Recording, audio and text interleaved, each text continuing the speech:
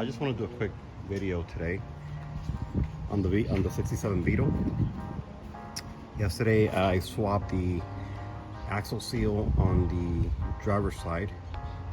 I had done the passenger side not too long ago, and I'm just gonna get some of that dirt and oil and grime from the car, off the car, and just try to wash the wheels and the little rims and the tires. The other thing I wanted to go over, sort of the cost of having only one of these cars or restoring one of these cars, what it takes to own it in terms of your cost if you want to drive a really nice car or show car, or I guess a daily driver. I'm going to point out some of the things that I did to make it safer, more reliable, and just a little bit better driving experience, especially with highways here in Miami and Broward County, Florida. So let me just wash it and then I'll go over all that stuff with you guys.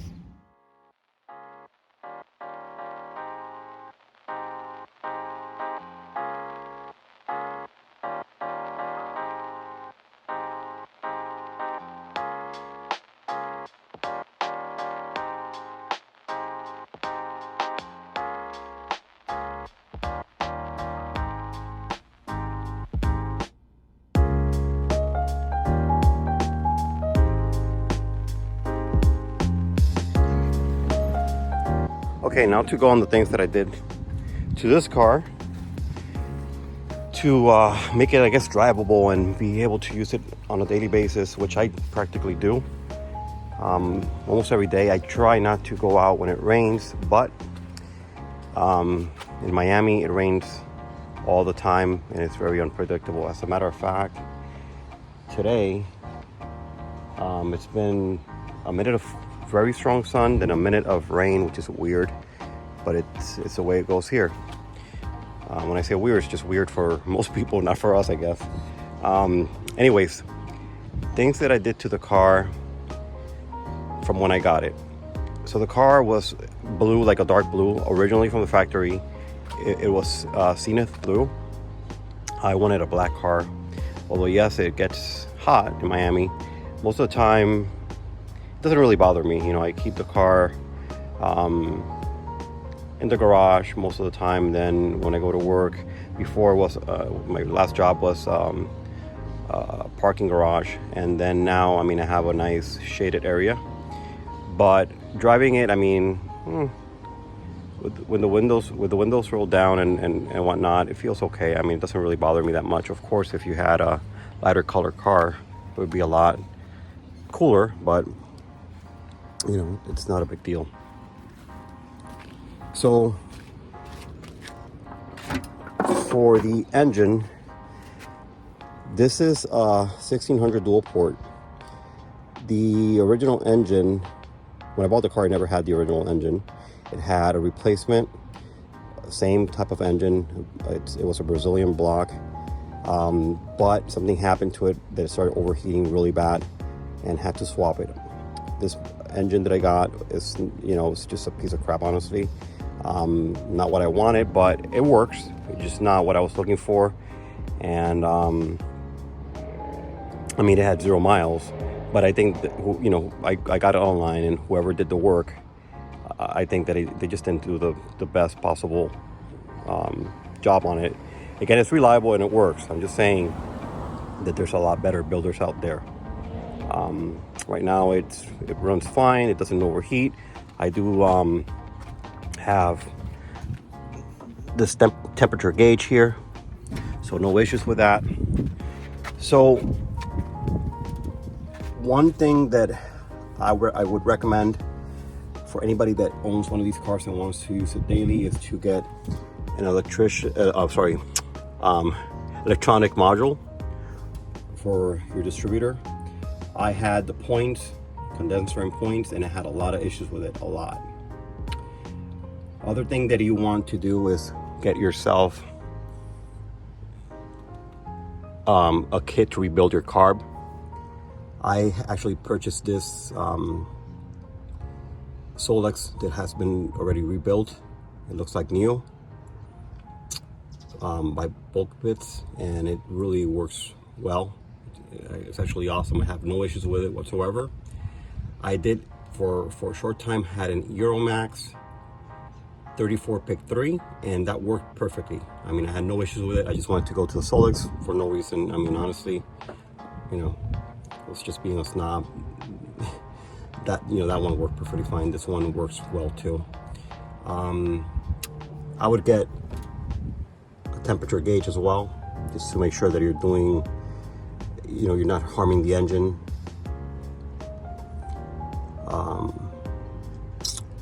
I did get this fire suppression kit or suppressor, and you know, sometimes I you know, go around, hang out with my daughters in the car, and God forbid something happens, that should take care of it. I do have an extinguisher in the car as well, but you know, that should take care of it. This car had an engine fire when I bought it.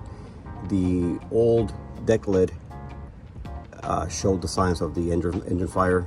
I replaced it because it was a little bit warped, and my friend who did the body work for me and the paint, he suggested to, you know, just change it because the metal probably lost some of its you know, the shape with the engine fire. So the other thing that I did, let me see what else. I mean, engine wise, you just keep it, you know, as you know, as clean as possible. Always go over and make sure that all the gas, you know, the gasoline, the fuel hoses are up, you know, up to date. They're not old, they're not cracked. The whole fuel filter thing, I did move it to the transmission area. I mean, whatever. Some people think it's you know, it's not a big deal to have it there. I mean, a lot of cars had it there, no issues. Again, the only reason I did it is because I have my daughters, and you know, just to be on the safer side, I don't think it would have been an issue, but you know, whatever. I'm not gonna open that controversy.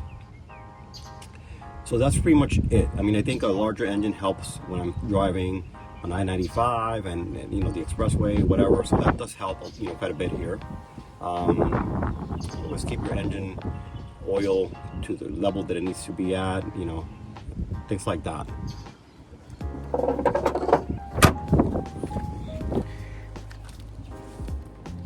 Whoops, let me flip you guys here. Oh, so let's talk about that muffler. I got a vintage bead A-bar type muffler just to give it a little bit more oomph when I'm driving on 95. I did swap the old swing axle. It is not a freeway flyer. It's just a, you know, a standard 412.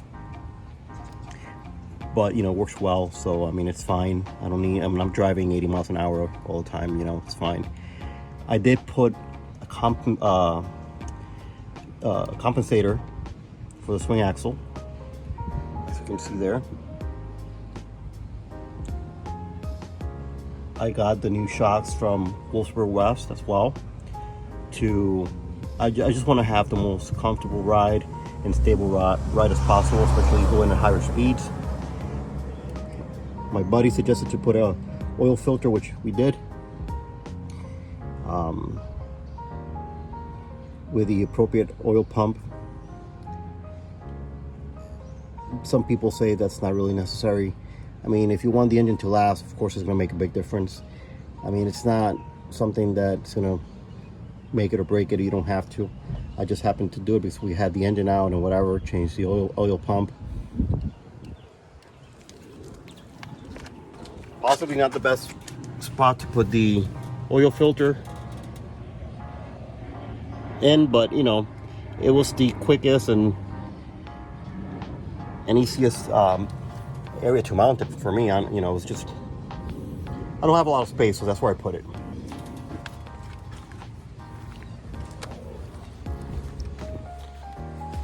It's the camber compensator, stabilizer, whatever you want to call it, that I purchased. I think it was in the $100-something range.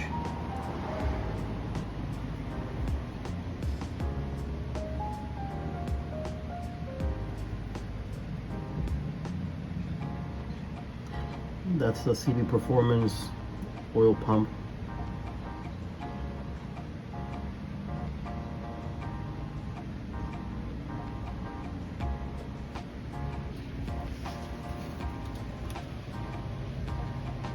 Oh, one thing that I did add also is a starter relay system or kit or whatever. That helps. It's a new starter, but that helps with faulty wiring, old wiring. You know, when you have old wires, sometimes the current doesn't travel as efficiently as it should, or it could if there were newer wires, and that helps.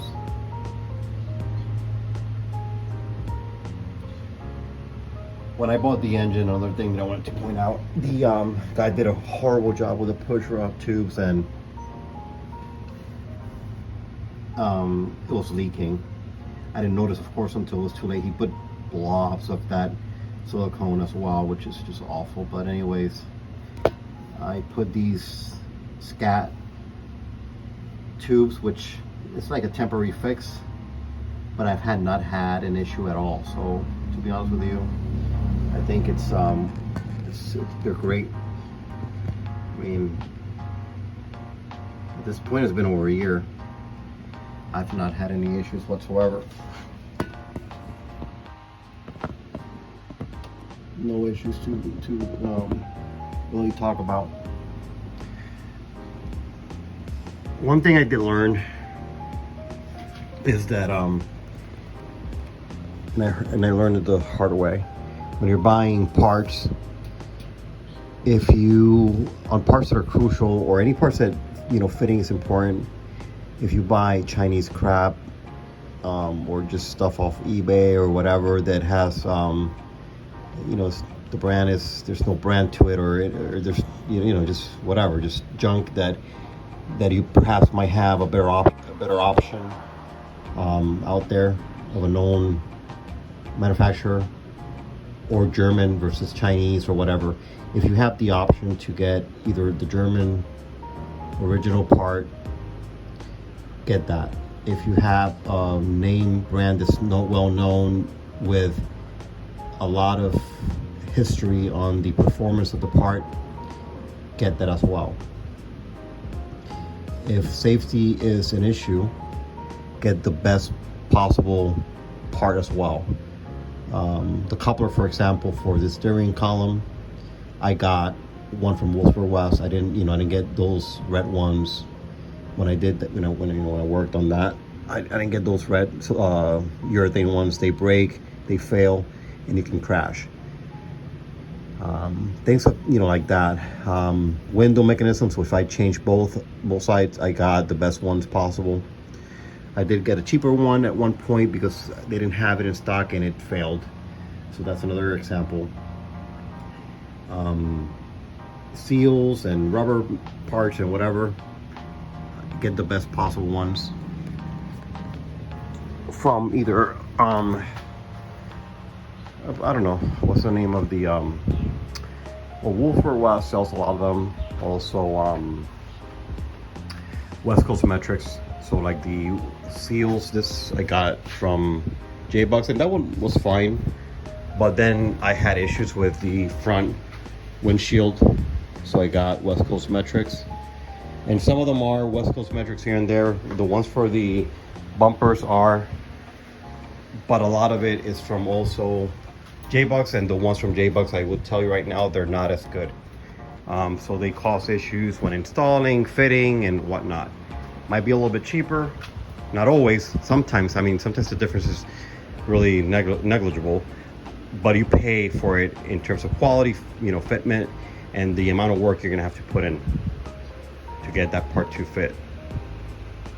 So those are just a couple more things that I wanted to point out. Try to get hell out when possible. All the plastic stuff, if you buy cheap Chinese stuff, it's gonna turn yellow quickly.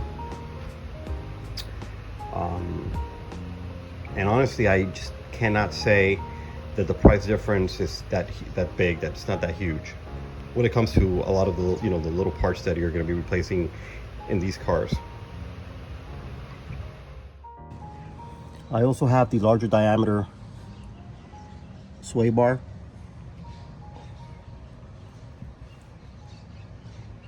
And you can't see that, but I added the caster shims. So I wanted, the car at some point had some stability issues on 95. I think it had to do with other things, but that's why I put the caster shims. I put the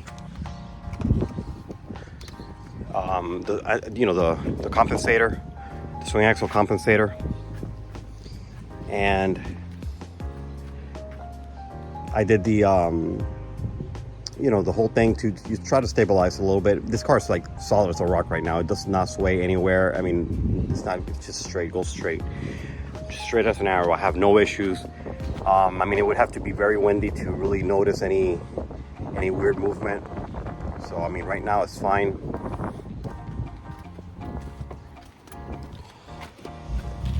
Of course, you want to listen to music, you upgrade your speakers. These are not super expensive or anything like that. They're just JBLs. I don't remember how much I paid. Maybe, I know it was less than $100, $50, $60. I don't remember right now. I have a modern radio that looks the part. It's a vintage sound. It works great. I did all the interior myself except for the headliner that was done. My buddy that did the metal work and the paint, he changed the door posts and whatnot. He had a friend that did the headliner. It's not perfect, but it's fine. Again, I don't want to show a car. I want a car that I can use and not worry about messing it up, damaging it, getting it dirty.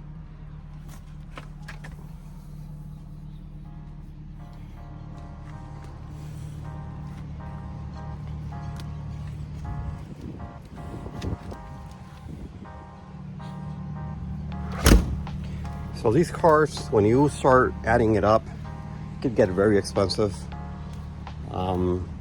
I save a lot of money with buddies helping me out. The paint, the whole body work they did replace a lot of metal. Believe it or not, I paid less than $3,000 to get it all done. The paint is great. It's very shiny and nice. All the rust was taken care of. The pan I could use new floors, but they're not rusted through or anything like that. They're just kind of wonky because it's an old car and they lose their shape, after some time with the weight and whatnot. And it had some spots where, it was repaired, but it's not rusted out or anything like that. So the car in general runs really well. I like using the car because it just feels, of course it does not feel like a modern car, but it feels, stable enough and safe enough on the road. Oh, the beam was narrowed. So it's not the original beam. And you could adjust the height. I put spacers because it was a 2-inch narrowed beam. The tires were rubbing against the inner fender well. So I put the spacers on it. I got 1-inch spacers to just get it back to the regular width. Other than that, I think that's pretty much it. So I guess key points would be electronic ignition, a way to stabilize your ride. So make sure that you have either a compensator and a decent sway bar. Everything's connected if you're using the car on a highway. And just make your the whole setup as reliable as possible. But yes, you will spend money to get all these things done. I didn't spend a ton. I don't think with the purchase of the car, I don't think I hit $15,000, to be honest with you. I don't know. I never really calculated it. You buy one thing here, another thing there, and everything adds up. But I don't think I'm at 15K. Some people go overboard and they'll spend, I don't know, $30,000, $40,000, $50,000. And then of course, you know, you don't want to touch a car, you don't want to drive it because you're worried about it getting beat up. I mean, unless you just have a lot of money and you don't care. But I wanted a car that I could use and not worry about little things, you know. Well, I got those tires recently, by the way, and that's the second set of tires that I had. The one thing is that you know, that white wall, that thin white wall, it gets dirty really quick. It's hard to maintain it. I mean, a lot of the, you know, the chemicals from the tires just seep through it and make it like a brown. I found that the white Kiwi type shoe polish does a good job of, you know, just making it white again. I do that once in a while and it gets really nice and shiny, you know. And after that, you know, it's just a matter of, you know, doing it every so often. Oh, the other thing I wanted to mention, I do have a charger that I put in the, let me see if I can open the car again. I did put a USB charger in the glove compartment. That's something that I would recommend. I mean, it's a mess in there right now, but there's a cable, it's a connector. I can't even see it there, but there's a connector. And I can charge my phone. It has 2 USB slots. Got it probably Amazon or eBay or whatever. I don't know. It was cheap. It was less than $10. So I can charge my phone. The stereo is not a Bluetooth, but it does have, they do come Bluetooth. They're just kind of expensive. But it has a jack for a cable, which I put through it. Through the glove compartment as well, and there's a cable that I can just connect my phone. And now, wait 1 second. Yeah, I can just connect my phone and then use the you know, I guess the phone for, you know, Pandora or one of those things. So it has an auxiliary, not Bluetooth. Sorry, although they do come with Bluetooth. This is just, you know, I just keep tools in here and things for emergency purposes, you know, jack, and I do carry my tools because these are old cars and they can just break down anytime. Besides, I mean, it's just, I have the space, I'm not gonna be carrying anything else, so it's not like I go grocery shopping in this car or anything like that. But anyways, one good thing about having some weight on the, you know, in the front of the car is that it stabilizes the car even further and it pulls it down a little bit, or pushes it down, sorry, which gives it a nicer stance. I don't want to drop the car or anything like that. I don't want to lower it. So, but yeah, it, you know, having some extra weight helps. What else I can say? I went through all the wiring. I mean, everything was disconnected. Well, I got it all messed up, and then we disconnected everything to paint it. So I had to do that twice. First to get it, to drive it all the way from Miami to Orlando in the shape that it was, and it, you know, it made it, and then it made it back. So I keep the tire pressure as recommended. Also, it also stabilizes the car when you're driving at higher speeds.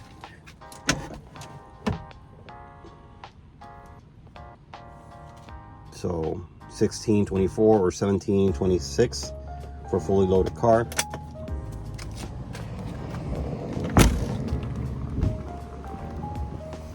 So it's gonna rain. I just dried the car. I don't want to have to dry it again. We'll get the car back in the garage, and I'm gonna call it done for the video. If you guys have any comments, questions, let me know. As you guys know already, I'm not a mechanic. I just own this car, and I've had to do a lot of the work myself and with friends, and you know, but I've learned a lot. Trying to build this channel for both this, you know, the video, the VW stuff and the guitar stuff. So like it, subscribe if possible. Let's see what happens. Hopefully we can do some more videos.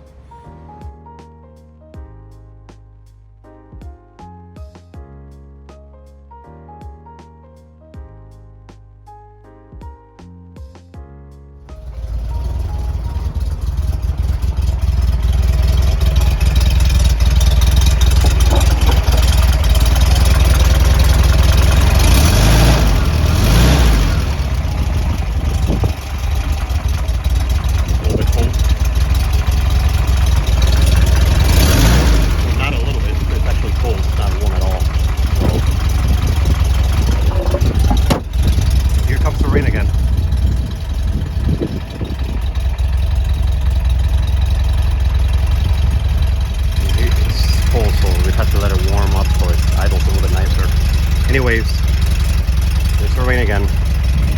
All right, guys. So thanks for watching. Take care.